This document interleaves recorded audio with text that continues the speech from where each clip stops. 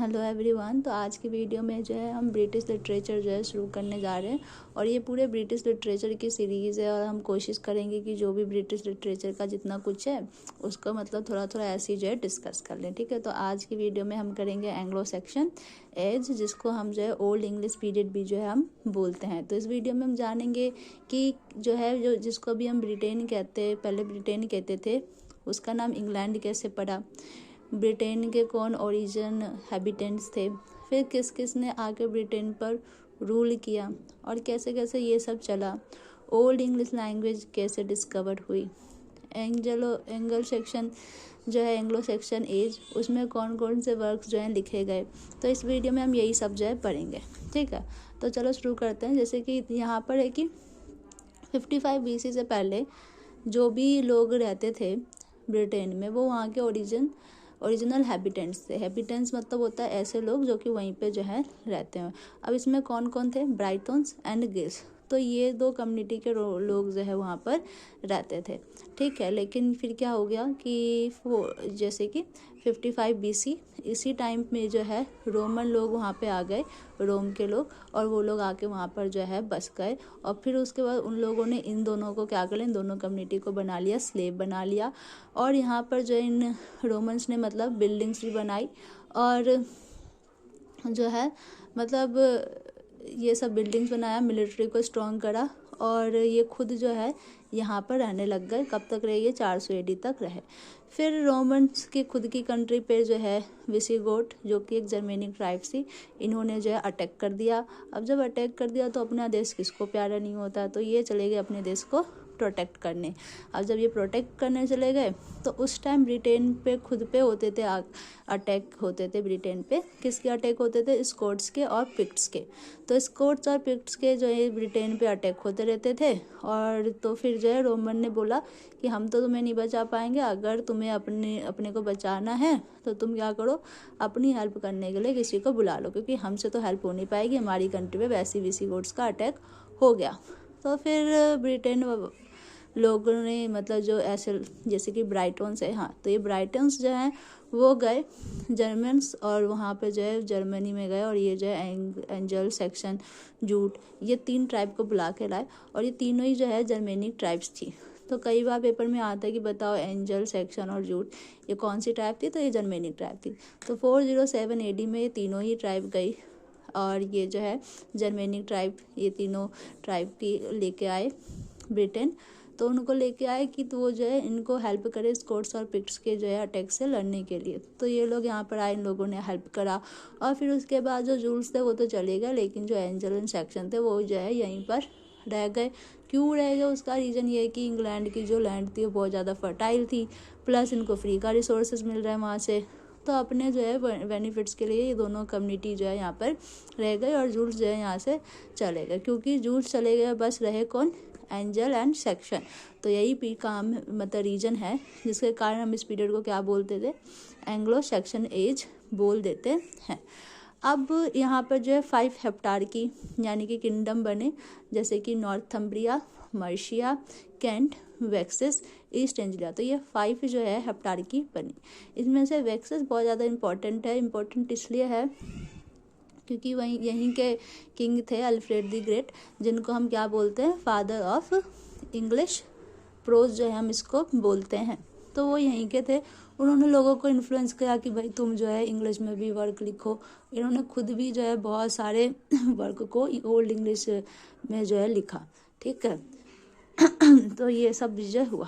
फिर उसके बाद जो है इंग्लैंड पे अभी कौन रूल कर रहा है, एंजल एंड सेक्शन, लेकिन सबका रूल तो रहता नहीं है हरदम के लिए। तो फिर उसके बाद वाइकिंग्स आ गए।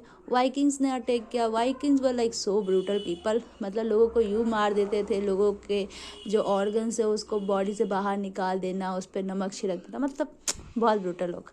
ठीक है, तो वाइकिंग्स का अटैक हुआ। फिर वाइकिंग्स का भी अटैक को ख़त्म कर दिया और एंग्लो सेक्शन मतलब एंजल सेक्शन के अटैक को ख़त्म कर दिया किसने, नॉर्मन्स ने। तो नॉर्मन बेसिकली एक प्लेस है, फ्रांस में है ये। ठीक है, नॉर्मेंडी प्लेस है एक फ्रांस में, और वहीं के हमारे किंग थे विलियम दी कॉन्करर। तो विलियम दी कॉन्करर को पता चला कि जो इंग्लैंड है उनका वॉर हो रहा है। ठीक है, तो फिर वहाँ से जब जैसी थोड़ा सा आर्मी थोड़ी रेस्ट करी, अगले दिन ये पहुँच गई और ये वॉर करने लग गए इंग्लैंड से, जिसके कारण जो है हमारे हैरोल्ड जो हैं, जो कि इंग्लैंड के उस टाइम के किंग थे, वो हार गए और ये जीत गए। और जो है हमें पता ही है कि 24 दिसंबर 1066 को फिर उसके बाद जो है एंग्लो नॉर्मन पीरियड जो है स्टार्ट हो गया। ठीक है, कब स्टार्ट हुआ था? 14 दिसंबर 1066 को। ठीक है, फिर उसके बाद हम बात करते हैं रिलीजन की, कि भाई रिलीजन कैसा था उस टाइम। तो 480 से पहले सभी लोग जो क्रिश्चियनिटी को फॉलो करते थे। फिर एंग्लो सेक्शन के टाइम में पेगनियम होता था। ठीक है, may be I am pronouncing it wrong, so उसके लिए सॉरी। तो इसमें क्या था कि ये किसी भी रिलीजन पे बिलीव नहीं करते थे। फिर उसके बाद सेंट ऑगस्टाइन आए और ये फिर से जो है क्रिश्चियनिटी इंग्लैंड में लेके आ गए, तो फिर से इंग्लैंड में आ गई क्या? क्रिश्चियनिटी। अब देखो कि लैंग्वेज कैसी थी। लैंग्वेज थी हमारी ओल्ड इंग्लिश लैंग्वेज। यही इंग्लिश लैंग्वेज है जिससे जो है जो फाउंडेशन का काम करी, क्योंकि इसी से फिर मॉडर्न इंग्लिश लैंग्वेज आई, फिर इसी से middle English language I, right. तो ये इंग्लिश वैसे है कौन सी? तो इसमें जो है नेटिव लैंग्वेज थी ब्राइटन्स की और एंग्लो सैक्सन की लैंग्वेज थी। तो दोनों लैंग्वेज मिलके क्या बन गई? Old English language. अब हम पढ़ेंगे वहाँ के जो है लिटरेचर में मतलब क्या क्या खासियत थी, क्या क्या मतलब विशेषताएं थी। ठीक है, तो जैसे कि वहाँ के लिटरेचर में, उस टाइम के लिटरेचर में चेसोरा होता था। चेसोरा होता जैसे कि तुम लाइक को ब्रेक कर दो, जैसे कि तुम बोलोगे ट्विंकल, फिर लिटिल स्टार नहीं बोलोगे, ऐसे। तो मतलब ब्रेक कर करके जो बोलते हैं। फिर एलिटरेटिव वर्ड्स से रिपीटेशन होता था, जैसे कि पता ही एलिटरेटिव वर्ड्स क्या होता है, राइट। फिर उसके बाद कैनिंग्स था। कैनिंग्स क्या होता है? जैसे कि तुम बोलोगे, ऐसे कि तुम बोल दोगे इंसान को, ह्यूमन करने के बाद तुम उसको बोल सकते हो बोन हाउस, क्योंकि जो ह्यूमन है उसके वो हड्डियों से ही बना है। ठीक है, तो ये सब तो है कैनिंग्स आते हैं, इसको कैनिंग्स कहते हैं। ठीक है, जब हम किसी चीज़ को ऐसे रिप्रेजेंट करते, जैसे कि तुम ओशन को ओशन ना बोल के तुम क्या बोल दो? शार्क रोड दो बोल दो, तो ऐसे। फिर 4 स्ट्रॉन्ग स्ट्रेसेस, इसमें मतलब कि जैसे कि एक लाइन लिखी है तो उसमें 4 वर्ड्स पे ज़्यादा स्ट्रेस दिया जाता है, तो उसको कहते हैं हम 4 स्ट्रॉन्ग स्ट्रेसेस। अब हम आ जाते हैं इसके वर्क्स पे। तो वर्क्स देखो, यहाँ पे 3 टाइप के वर्क्स बेसिकली प्रोड्यूस हुए, हीरोइक, लिरिक एंड लिरिजियस। तो हीरोइक में देखो ब्यूवुल्फ आ गया, वोल्डियर विद सिड, फाइटर्स फिंच पर। अब देखो ब्यूवुल्फ पे आते हैं। तो ब्यूवुल्फ में बता दूं कि ये जो है आई थिंक 33,000 प्लस लाइन है इसमें। जब ये बुक हमें मिली तो ना ही हमें इस पे जो है नाम लिखा था बुक का, ना ही हमें इसके ऑथर का पता था, बट क्योंकि मेन कैरेक्टर ब्यूवुल्फ था इसलिए हमने इस बुक का नाम क्या रख दिया? ब्यूवुल्फ रख दिया। ठीक है, अब ब्यूवुल्फ में देखो एलिटरेटिव वर्ड्स था, ये राइमिंग बिल्कुल नहीं थी इसमें, और साथ ही साथ जो है इसको किसने ट्रांसलेट किया? कई बार आता है ये, तो ट्रांसलेट इसको किया था J.R.R. टोकिंस ने एंड विलियम मोरिस ने। ठीक है, तो इतना इंपॉर्टेंट है। अगर तुम्हें कहानी जाननी हो तो ऐसा था कि डेनमार्क की सेटिंग है कहानी में, और वहाँ के राजा थे, ठीक है, आई थिंक हरोथगर नाम था राजा का। तो मतलब उनका एक हॉल था जहाँ पे सेलिब्रेशन होता था। फिर एक जो है वहाँ पर आ गया था मतलब लेक मोस्टर, तो लेक मोस्टर का नाम ग्रेंडल था। तो ग्रेंडल आया और जितना जब सेलिब्रेशन होता तो उसने सभी लोगों को मार दिया था, क्योंकि उसको सेलिब्रेटिंग नॉइस बिल्कुल नहीं पसंद थी। ठीक है, फिर उसके बाद राजा ने बुलाया ब्यूवुल्फ को। ब्यूवुल्फ जो है सदर सुडान का था और बहुत अच्छा मतलब ब्रेव वॉरियर था। तो राजा ने बुलाया ब्यूवुल्फ को। फिर ब्यूवुल्फ आए, उन्होंने बोला भाई फिर से करो तुम हॉल, फिर से करो सेलिब्रेशन। तो फिर वो आएगा ग्रेंडेल, तो फिर से ग्रेंडेल आया। अब इस टाइम जब ग्रेंडेल आया तो ब्यूवुल्फ ने ग्रेंडेल को मार दिया। फिर ग्रेंडेल की मदर आई अवेंज करने के लिए कि भाई मेरे बेटे को क्यों मारा। फिर ब्यूवुल्फ ने उसको भी मारा, बोला ले तू ही मरेगी, राइट। तो ऐसा करके मार दिया। फिर एक और इसका आगे की कहानी ऐसी होती है कि कुछ सालों के बाद जो है ब्यूवुल्फ के खुद के किंगडम में आ जाता है एक लाइक ड्रैगन आता है। तो वो ड्रैगन और ब्यूवुल्फ जब लड़ते हैं तो ब्यूवुल्फ उसमें मर जाते हैं। तो ये कहानी थी ब्यूवुल्फ की शॉर्ट में। अब है वॉल्डियर। तो वॉल्डियर वैसे कि क्या होता है इसमें, मतलब हिल्दीगाय होता है और वॉल्डियर एंड हिल्दीगाय दोनों ही जो है कोर्ट ऑफ अटीला का ट्रेजर चुरा के भाग रहे होते हैं, और इनके पीछे 2 बंदे और लग जाते हैं। एक का नाम होता है हगेना और एक का नाम होता है गुडहियर। तो ये दोनों जो है लग जाते हैं। पूरे नॉवल मतलब पूरे वर्क में नॉवल तो है नहीं, वर्क में बोल दो तो तुम पूरे इस वर्क में क्या है कि पूरा कॉन्फ्लिक्ट दिखाया गया, ठीक है। अब अगला है विद सिथ। तो विद सिथ में क्या होता है कि ये इसको हम ट्रैवल, सॉन्ग ऑफ ट्रैवल भी कहते हैं। इसमें बस यही जो है पीपल के बारे में, ठीक, और किंग्स और हीरोज़ के बारे में बताया गया। अब फाइट एट फिंसबर्ग।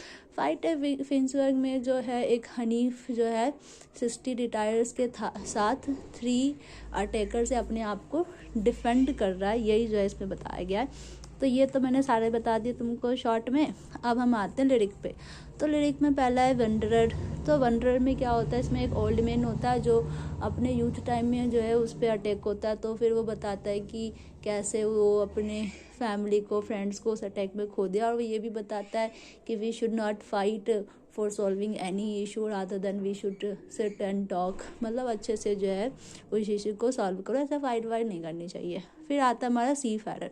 तो सी फेरर जो है कहानी है कि विंटर लाइफ, मतलब ये जो होता है सी विंटर लाइफ, विंटर के सीज़न में जो सी लाइफ होती है वो कितनी ज़्यादा हार्श होती है वो बताया गया। और इस पोएम को अजरा पाउंड ने जो है ट्रांसलेट किया है।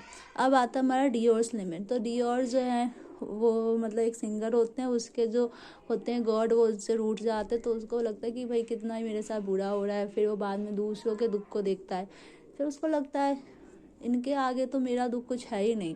और फिर वो बहुत मोटिवेट हो जाता है, सोचता है कि एक दिन उसके जो गॉड है उसको एक्सेप्ट कर लेंगे। अब हमारा आता है हस्बैंड मैसेज। तो हस्बैंड मैसेज में एक हस्बैंड होता है, उसको फोर्सफुली वॉर पे भेज दिया जाता है, जिसके बाद वो वॉर से लड़ने के बाद जब आता है तो बहुत रिच हो जाता है। फिर वो अपनी वाइफ को के लिए एक मैसेज लिखता है ऑन द वुड ऑफ पंख, और बोलता है कि तुम मेरे पास आ जाओ और मैं तुम्हारा ख्याल रखूँगा, ये सब। फिर आता हमारा रिलीजियस। रिलीजियस में हमारे कैडमन कैडमन हिम है।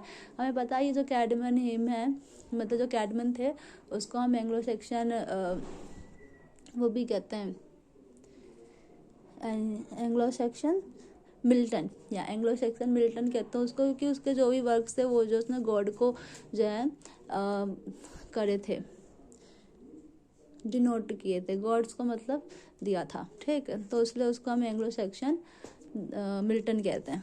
तो कैडमन हिम्स में लिए 9 लाइन की अलिटरेटिव वर्स है। और बेसिकली होता क्या था, तो कैडमन जो है एक इंसान थे, और पहले जैसे कि होता था कि एक हार्प पास किया जाता था, जिस पे हार्प आता था उसको कोई ना कोई एक्टिविटी करनी होती थी। जैसे कि तुमने वो मूवी देखी होगी, क्या नाम है उसका,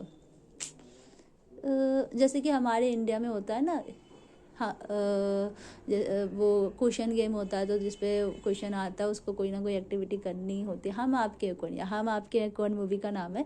तो जैसे कि उसमें है सीन जैसा, वैसे क्वेश्चन पास कर रहे होते हैं, तो जिसपे क्वेश्चन आता है उसको कोई ना कुछ करना पड़ता है। तो सेम ऐसी जो है, लेकिन सेम यही चीज़ होता है।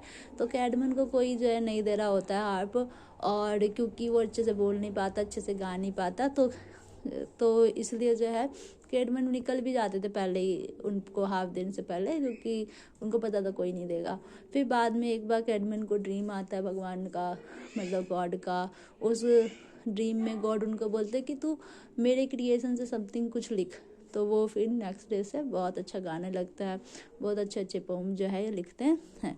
अब वीट्स पोम। सो वीट्स ने बस एक ही वर्क लिखा, बहुत बढ़िया, एक्लियास्टिक हिस्ट्री ऑफ इंग्लिश पीपल। तो इसमें जो है उसने हिस्ट्री बताई है पूरा, इवन किंग अर्थर के बारे में भी उन्होंने लिखा है, कैडमन के बारे में भी उन्होंने लिखा है इस वर्क को। और उन्होंने जो है किंग लियर की भी स्टोरी लिखी है, और इसी वर्क से शेक्सपियर को जो है इंस्पिरेशन मिली, क्या कहते हैं, किंग लियर की स्टोरी लिखने के लिए। साइन वुल्फ, ये मतलब फर्स्ट ऐसे थे कंपोजर जो कि अपनी पोएम में साइन करते थे, तो इसलिए साइन वुल्फ से तो याद कर रहे हैं, साइन वुल्फ से साइन है, ठीक है। फिर ड्रीम ऑफ रूड, इसमें था कि मतलब एक क्रॉस, एक नरेटर के सपने में एक क्रॉस आता है, और बेसिकली 3 विजन होते हैं। तो पहले विजन में वो क्रॉस नरेटर के ड्रीम में आता है, फिर दूसरे विजन में वो क्रॉस नरेटर को बताता है जीसस का crucifixion and all this things.